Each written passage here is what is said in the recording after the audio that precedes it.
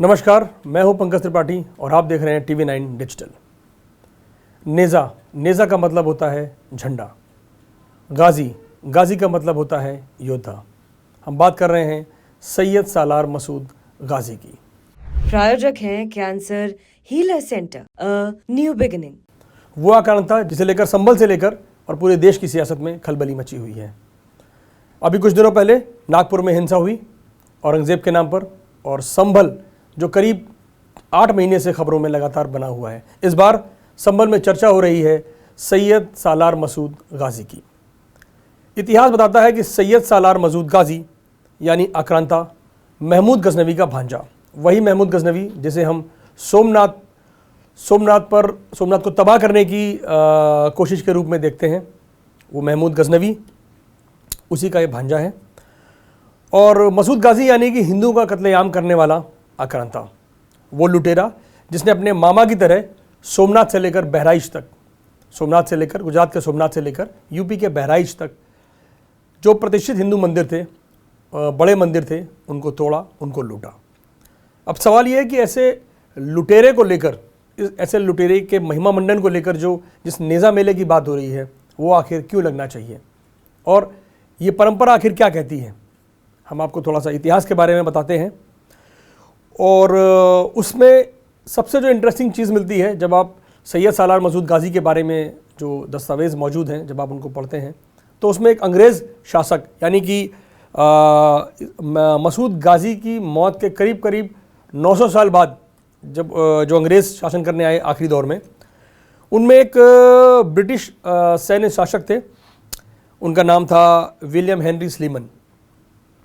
उन्होंने कहा था बहराइच जब वो पहुँचे तब उन्होंने देखा कि उस समय भी एक दरगाह शरीफ के नाम से बहराइच में सैयद सालार मसूद गाजी के नाम पर एक दरगाह शरीफ के नाम पर एक मज़ार बनी हुई है और वहाँ पर मेला लगता है, उसे जेठ का मेला कहते हैं। वो देखकर उसने जो टिप्पणी की थी वो मैं आपको हूबहू बताता हूँ। यह कहना अजीब है कि मुसलमान के साथ साथ हिंदू भी इस दरगाह में चढ़ावा चढ़ाते हैं और इस सैन्य गुंडे के पक्ष में प्रार्थना करते हैं, जिसकी एकमात्र दर्ज योग्यता यह है कि उसने अपने क्षेत्र पर अनियंत्रित और बेवजह किए गए आक्रमण में बड़ी संख्या में हिंदुओं और उनके मंदिरों को नष्ट कर दिया।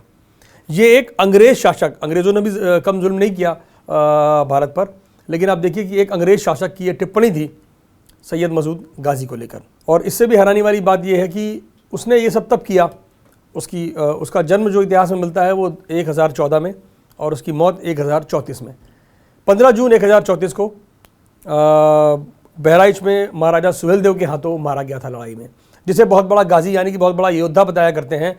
उसको महाराजा सुहेलदेव जो पराक्रमी राजा हुए, उन्होंने बहराइच में उसको नेस्तनाबूद कर दिया, बुरी तरह घायल हो गया उनके हमले में और उसके बाद वो मारा गया, जबकि उसकी सेना सुहेलदेव जी की सेना से काफ़ी बड़ी थी।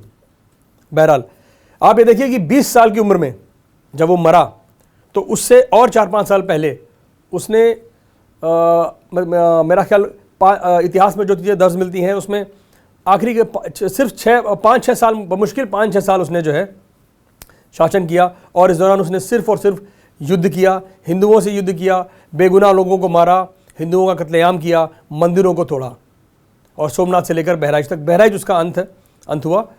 तो आप ये देखिए कि उसके नाम पर सद्भावना मेले को लेकर संभल में कई लोग ये डिमांड कर रहे हैं, जिनमें कि समाजवादी पार्टी के सांसद ज़ियाउर रहमान बर्क जो संभल के सांसद हैं, उनका कहना है कि ये मेला तो लगवा कर रहेंगे। सवाल ये उठता है कि आखिर ये जिद क्यों एक आक्रांता के नाम पर। सबसे पहले तो इतिहास हमें ये याद दिलाता है कि वो आक्रांता था। उसी आक्रांता के नाम पर सद्भावना मेले की आखिर ज़रूरत क्यों? अगर मेले ही लगने हैं तो इस देश में और यूपी के तमाम ज़िलों में मेले लगते हैं, हर साल लगते हैं।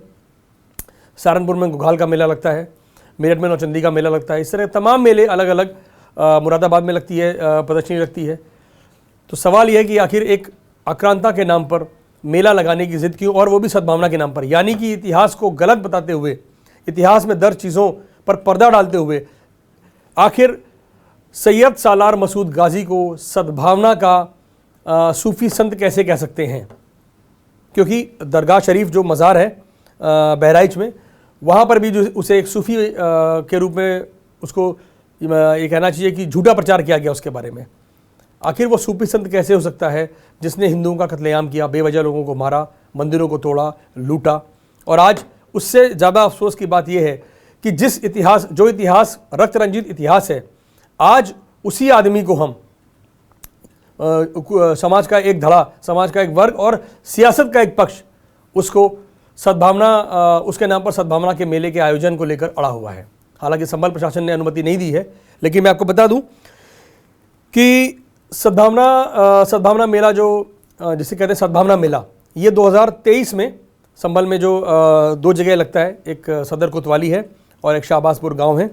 और शाहबाजपुर गांव में प्रधान ने वहाँ पर जब उन्हें लगा कि इस तरह से आक्रांता के नाम पर मेले उसका महिमा मंडन नहीं हो सकता है, मेला नहीं लग सकता है, तब जाकर प्रशासन से अनुमति मांगी कि हम इसे सद्भावना मेले के रूप में आयोजित करेंगे।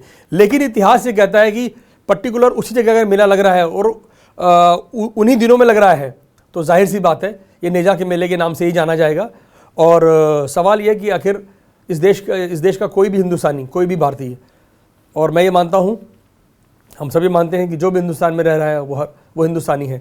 कोई भी भारतीय, कोई भी हिंदुस्तानी इस बात को कैसे स्वीकार कर सकता है कि एक आक्रांता के नाम पर जो मेला अब तक तमाम लोग ये भी कह रहे हैं कि अब तक लगता आया है तो अब क्या दिक्कत है। अगर इतिहास को जब सुधारने की गुंजाइश हो तब सुधारा जाना चाहिए, क्योंकि आगे की आने वाली पीढ़ियाँ कम से कम सच्चाई जाने। और जो गलतियाँ हो रही हैं, अगर कोई गलती सैकड़ों साल से रिपीट हो रही है तो ज़रूरी नहीं कि वो गलती जो है, वो कोई गलत काम वो सही हो जाएगा। मुझे लगता है कि सैयद सालार मसूद गाजी के नाम पर ये मेला प्रशासन ने अनुमति नहीं दी है और ये नहीं लगेगा। लेकिन सद्भावना मेला अगर लगना है तो महाराजा सुहेलदेव के नाम पे लगना चाहिए, बहराइच में लगना चाहिए, संभल के जो राजा रहे, हिंदू राजा रहे, उनके नाम पर लगना चाहिए, महाराणा प्रताप के नाम पे लगना चाहिए। जिन लोगों ने इस देश को बचाया है, जिन लोगों की बदौलत भारत आज भारत बना हुआ है, मुझे लगता है कि उनके नाम पर मेले आयोजित होने चाहिए। उनके नाम पर सद्भावना, जिन्होंने सद्भावना का काम किया है, जिन्होंने पूरे देश में सद्भावना फैलाई है, उनके नाम पर मेले आयोजित होने चाहिए, उनके नाम पर कार्यक्रम होने चाहिए, उनके नाम पर सामाजिक और सांस्कृतिक सहभागिता होनी चाहिए, ना कि किसी सालार मसूद गाजी के नाम पर। धन्यवाद। प्रायोजक हैं cancer healer centre, a new beginning.